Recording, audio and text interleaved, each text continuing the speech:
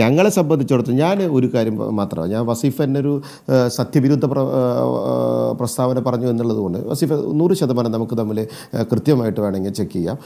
ഷൊർണൂരിനകത്ത് 2020 മുതൽ നിങ്ങളുടെ ഈ ലോക്സഭാ തെരഞ്ഞെടുപ്പ് വരുന്നത് വരെ നിങ്ങൾ SDP പിന്തുണ മേടിച്ചിട്ടുണ്ടെന്നുള്ള യാഥാർത്ഥ്യം തന്നെയാണ്. അത് നിങ്ങൾ വട്ടവടയിലായിക്കോട്ടെ മറ്റു സ്ഥലങ്ങളിൽ SDP പിന്തുണ മേടിച്ചതൊക്കെ നിങ്ങളുടെ വാറോല കിട്ടിയതിന് ശേഷം ഇമ്മീഡിയറ്റ്ലി അവർ രാജിവെച്ച് പോയതൊന്നുമല്ല.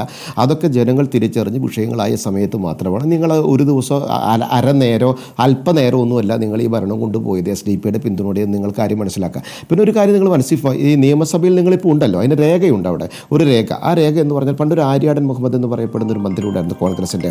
ആര്യാടൻ മുഹമ്മദിൻ്റെ മറ്റേ ജമാഅത്തെ ഇസ്ലാമിക്കെതിരെ പറഞ്ഞൊരു വിഷയത്തിൽ അന്ന് കോടിയേരി ബാലകൃഷ്ണൻ പറഞ്ഞതെന്നറിയോ, ആര്യാടൻ മുഹമ്മദിന് പ്രാന്തെന്നാണ് ആ ഭാഷയെല്ലാം ഉപയോഗിച്ചതെന്ന് മാത്രം.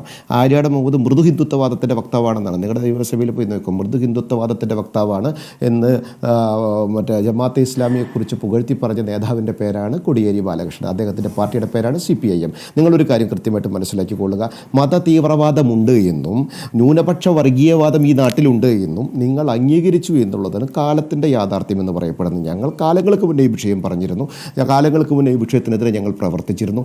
നിങ്ങളുടെ നേതാവായിട്ടുള്ള വിജയരാഘവൻ വളരെ കൃത്യമായി പറഞ്ഞു, മത തീവ്രവാദ ശക്തികൾ ഇവിടെയുണ്ട്. ആ തീവ്രവാദ ശക്തികൾ എന്ന് പറയപ്പെടുന്നത് ന്യൂനപക്ഷങ്ങളാണ്. ന്യൂനപക്ഷ വർഗീയവാദം, ന്യൂനപക്ഷ തീവ്രവാദം, ആ തീവ്രവാദ ശക്തികളുടെ വോട്ടുകൾ, ഇത് വളരെ കൃത്യമായിട്ട് പറഞ്ഞിട്ടുണ്ട്. പിന്നെ നിങ്ങൾ പറഞ്ഞു ഞങ്ങൾ പുറമേ നിന്ന് പിന്തുണയ്ക്കുന്നു. പുറമേ ഒന്നുമല്ല നിങ്ങൾ പിന്തുണയ്ക്കുന്നത്. നിങ്ങൾ ആ രാഹുൽ ഗാന്ധിയുടെ കൈ ഇതിങ്ങനെ പിടിച്ചിട്ടല്ലേ നിങ്ങൾ പൊന്തിച്ചത്, ഒരുമിച്ച് നിന്നിട്ടുണ്ട് നിങ്ങളുടെ കച്ചവടമൊക്കെ. ആ മുന്നണിയുടെ ഭാഗമായിട്ട് തന്നെ നിങ്ങൾ പ്രവർത്തിക്കുന്നത്. ആ മുന്നണിക്ക് എതിരായിട്ട് തന്നെയാണ് നിങ്ങളിപ്പോൾ സംസാരിച്ചു. അത് നിങ്ങളുടെ വിഷയം, ഞങ്ങളുടെ പ്രശ്നമല്ല. പിന്നെ കോൺഗ്രസ് ഇതിനെയൊക്കെ ന്യായീകരിച്ചുകൊണ്ട് സംസാരിക്കാൻ സാധിക്കില്ല. മിനിഞ്ഞാന്ന് നടന്നിട്ടുള്ള മഹാരാഷ്ട്ര നിയമസഭയിൽ ബഹുമാനായിട്ടുള്ള മഹാരാഷ്ട്ര മുഖ്യമന്ത്രി കൃത്യമായി പറഞ്ഞിരിക്കുന്നു, ഭാരത് ജോഡോ യാത്രയിലടക്കം മാവോയിസ്റ്റ് പിന്തുണയുണ്ടായിരുന്നു, മാവോയിസ്റ്റ് സാന്നിധ്യമുണ്ടായിരുന്നു.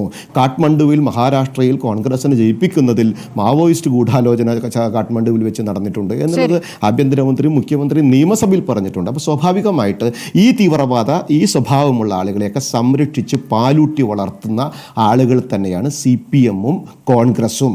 ആ കാലാകാലത്തിന് അവർക്ക് ഇഷ്ടാനുസരണം അങ്ങനെ തള്ളി പറഞ്ഞുകൊണ്ടേയിരിക്കും. വോട്ട് രാഷ്ട്രീയത്തിന് വേണ്ടി നെറുകെട്ട രാഷ്ട്രീയം നടപ്പിലാക്കുന്ന ആ നിങ്ങൾ ന്യായീകരണ തൊഴിലാളികൾ വെച്ച് ന്യായീകരിച്ചുകൊണ്ട് ജനങ്ങളുടെ മനസ്സിൽ നിങ്ങൾ പറഞ്ഞ കാര്യം പോവില്ല. നിങ്ങൾ മനസ്സിലാക്കിക്കോ, വർഗീയവാദത്തിനെതിരെയും തീവ്രവാദത്തിനെതിരെയും മതമൗലികവാദത്തിനെതിരെയും ശക്തമായി ഞങ്ങൾ അന്നും ഇന്നും നാളെയും എന്നും നിലപാട് കൃത്യമായിട്ട് എടുത്തിട്ടുള്ളവരാണ്.